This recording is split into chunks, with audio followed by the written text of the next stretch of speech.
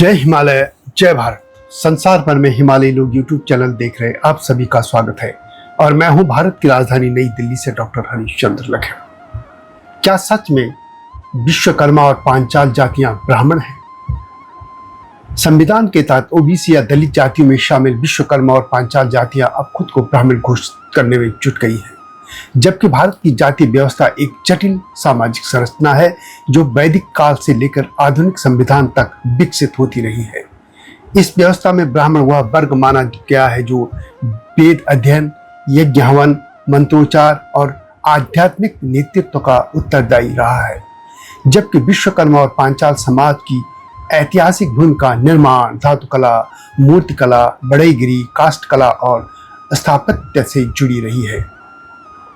पुराणों में जिन विश्वकर्मा देव का उल्लेख है वे देवताओं के शिल्पकार कहे गए हैं, न कि ब्राह्मणों के पुरोहित या वेदज्ञ। जबकि आज विश्वकर्मा समाज के कई उपवर्ग देश के अलग अलग राज्यों में अनुसूचित जाति एससी या अन्य पिछड़ा वर्ग ओबीसी की श्रेणी में आते हैं। आज इनमें से कुछ समूह जो भारत के संविधान में अनुसूचित जाति एससी और अन्य पिछड़ा वर्ग ओबीसी के रूप में दर्ज हैं, स्वयं को ब्राह्मण घोषित करने का प्रयास कर रहे हैं, लेकिन यह दावा न तो धार्मिक ग्रंथों में समर्थित है, न इतिहास में प्रमाणित और न ही संविधान में स्वीकृत। इसी मुद्दे पर मैं विस्तार से बात करूंगा, लेकिन जब तक मैं आगे बढ़ूं आपसे अनुरोध है कि हिमालयी लोग यूट्यूब चैनल को सब्सक्राइब अवश्य कर दीजिएगा जिन्होंने अब तक ऐसा नहीं किया है या जो चैनल पर नए हैं, और मेरे सत्यमेव जयते चैनल को भी देखिएगा जो समसामयिक मुद्दों पर केंद्रित है। ये आपसे विनम्र अनुरोध है।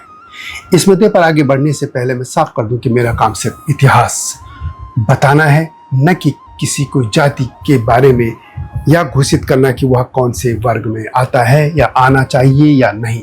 मेरा काम सिर्फ इतिहास बताना है, यही इस चैनल का उद्देश्य है। मैं इतिहास बताता हूँ।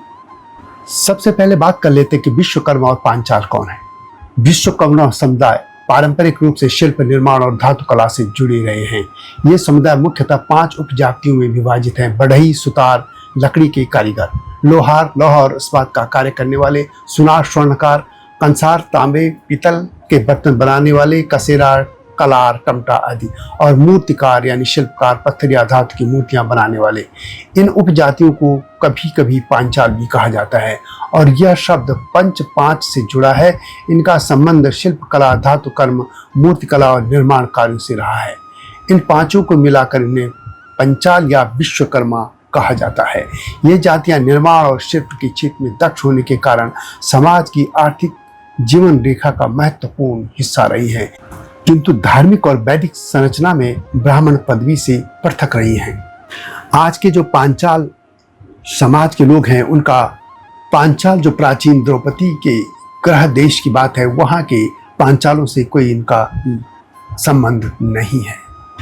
अब ब्राह्मणों की बात करते हैं।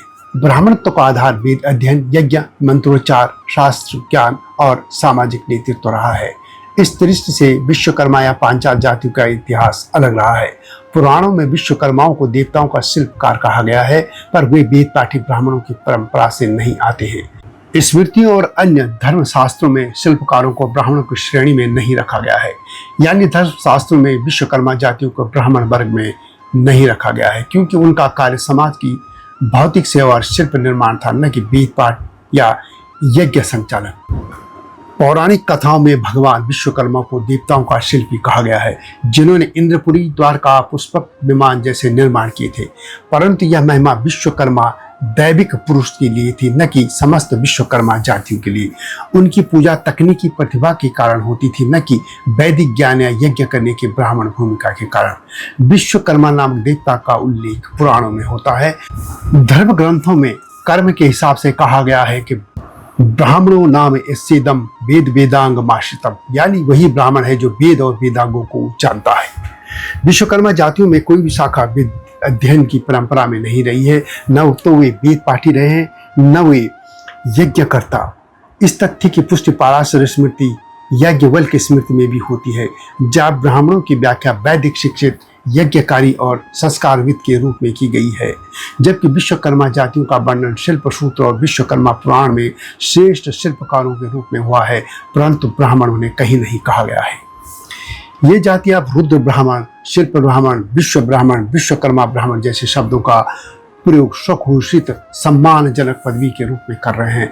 विभिन्न राज्यों में कुछ संगठनों ने अपने बच्चों के नाम के साथ शर्मा, भट्ट, त्रिपाठी जैसे ब्राह्मणिक उपनामों का प्रयोग आरंभ कर दिया है, यानी वे इस तरीके के सरनेम लिखने लग गए हैं। बिहार व झारखंड में भी शर्मा सरनेम बढ़ई लगाते हैं और हरियाणा में भी लगभग यही स्थिति है, परंतु यह केवल नाम परिवर्तन की प्रक्रिया है जिसका वैदिक, धार्मिक या सामाजिक सत्यापन से कोई लेना देना नहीं है। भारतीय संविधान के अनुसार केंद्र व राज्य सरकारों ने जातीय सूची में इन जातियों को कहीं भी ब्राह्मण या सामान्य वर्ग के अंतर्गत नहीं रखा है। उत्तर प्रदेश, बिहार, मध्य प्रदेश, राजस्थान, छत्तीसगढ़, झारखंड जैसे राज्यों में उन्हें ओबीसी श्रेणी में रखा गया है, जबकि उत्तराखंड और हिमाचल प्रदेश में इनमें से कुछ को एससी व कुछ को ओबीसी में भी है। यदि ये ब्राह्मण होते तो उन्हें आरक्षण का लाभ नहीं मिलता और न ही सामाजिक पिछड़ेपन की श्रेणी में रखा जाता। विश्वकर्मा समाज के कुछ लोग कहते हैं कि ब्राह्मणों को भी कई जगह आरक्षण मिला है, लेकिन वे न तो एससी की सूची में है न ओबीसी, वे हैं एसटी की सूची में, जैसे जौनसार भावर में या हिमाचल के हाटी क्षेत्र में। भारतीय संविधान जाति को सामाजिक यथार्थ के रूप में स्वीकार करता है। अनुच्छेद 15(4) और 16(4) में अन्य पिछड़ा वर्ग के लिए विशेष अवसर प्रदान किए गए हैं। अनुच्छेद 341 और 342 के तहत अनुसूचित जातियों की पहचान की गई है। भारत सरकार की पिछड़ा वर्ग आयोग NCBC और राष्ट्रीय अनुसूचित जाति आयोग NCSC समय समय पर इन जातियों की स्थिति की समीक्षा करते हैं। इन आयोगों की सूची में विश्वकर्मा और पांचाल जातियां ओबीसी हैं या एससी के रूप में मौजूद हैं, ब्राह्मण जाति में बिल्कुल नहीं है। भारत की सामाजिक सांस्कृतिक व्यवस्था में प्रत्येक जाति की एक ऐतिहासिक भूमिका रही है। विश्वकर्मा और पांचाल जातियां हजारों वर्षों से समाज के निर्माण, स्थापत्य, धातुकला, मूर्ति शिल्प और हस्तकला में अद्वितीय रही हैं। वे देवताओं के लिए महलों और अस्त्रों का निर्माण करने वाले माने जाते हैं, परंतु जैसे मैं कई बार कह चुका हूं कि वेद अध्ययन, यज्ञ, मंत्र और पुरोहिताई जो कि ब्राह्मणों का कार्य रहा है, उनसे उनका कोई संबंध नहीं रहा है। जो लोग आज दावा करते हैं कि पुराणों में विश्वकर्माओं को ब्राह्मण कहा गया है, वे अर्धसत्य प्रस्तुत करते हैं। विश्वकर्मा पुराण और ब्रह्मांड पुराण में उन्हें सर्वश्रेष्ठ शिल्पकार कहा गया है, ब्राह्मण नहीं। ऋग्वेद 10:81-4 में विश्वकर्मा को सर्वज्ञ और सृष्टिकर्ता कहा गया है, लेकिन वहां भी ब्राह्मणों के रूप में नहीं बल्कि एक दिव्य सृजनात्मक शक्ति के रूप में उनका वर्णन हुआ है। यह आध्यात्मिक प्रतीक है, जातिगत संकेत नहीं है, क्योंकि तब जातियां थी भी नहीं, तब वर्ण व्यवस्था हुआ करती थी और इस क्रम में ये जातियां जो आज बनी हैं तब वर्ण व्यवस्था के तहत थी और जो चतुर्थ वर्ण में आती थी। इसलिए दावा कि विश्वकर्मा जातियां ब्राह्मण थी या अब्राह्मण हो सकते हैं, न तो वेद सम्मत है, न स्मृति सम्मत, न समाज सम्मत, न संविधान सम्मत। यह केवल सामाजिक उन्नति के नाम पर जातीय भ्रम फैलाने का प्रयास है। जाति परिवर्तन, नाम परिवर्तन या इतिहास की पुनर्रचना से न ब्राह्मणत्व प्राप्त होता है न सम्मान। सम्मान तब प्राप्त होता है जब कोई जाति अपनी ऐतिहासिक भूमिका, श्रम, संस्कृति और परंपरा को आत्मगौरव से अपनाती है। वैसे भी ब्राह्मणों में भी सभी सम्मान नहीं पाते कि वो ब्राह्मण जाति में जन्म ले लें।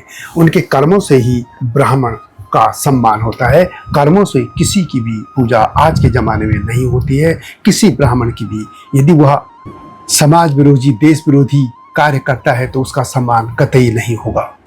अब प्रश्न है कि जहां एक जाति अपनी पारंपरिक पहचान को छोड़कर ब्राह्मण होने की मांग करती है, यह सामाजिक समानता नहीं बल्कि सामाजिक भ्रम पैदा करता है। यह ब्राह्मण होने की इच्छा नहीं बल्कि ब्राह्मणत्व के सामाजिक लाभ की आकांक्षा है। यह एक प्रकार की जातीय मिमिक्री है जो सामाजिक यथार्थ को विकृत करती है। भारत का संविधान हर नागरिक को समान अधिकार देता है, परंतु यह अधिकार किसी को अपनी जाति का झूठा इतिहास गढ़ने की अनुमति नहीं देता। यह स्पष्ट है कि विश्वकर्मा और पांचाल जातियां जिनका संवैधानिक दर्जा आज भी ओबीसी या एससी है, वे ब्राह्मण नहीं हैं। न वे वेद पाठी हैं, न यज्ञकर्ता है, न समाज द्वारा ब्राह्मणों के रूप में स्वीकार किए गए हैं। उनका ब्राह्मण कहलाना केवल एक मनोवैज्ञानिक सामाजिक कल्पना है जिसका कोई धार्मिक, ऐतिहासिक और संवैधानिक आधार नहीं है। अगली वीडियो में बताऊंगा कि आदि शंकराचार्य पर जो दावा ठोक रहे हैं वह कितना झूठा है। इंतजार कीजिए अगली वीडियो का। तब तक जय हिमालय, जय भारत। हिमालय पे पेड़ हो तो गीत गाएंगी नदियाँ, गीत गाएंगी नदियाँ। पेड़ों पे चिड़िया है तो गीत गाएंगी नदियाँ, पेड़ों पे चिड़िया है तो गीत गाएंगी नदियाँ। माँ की लोरी जैसे होते हैं नदियों के गीत।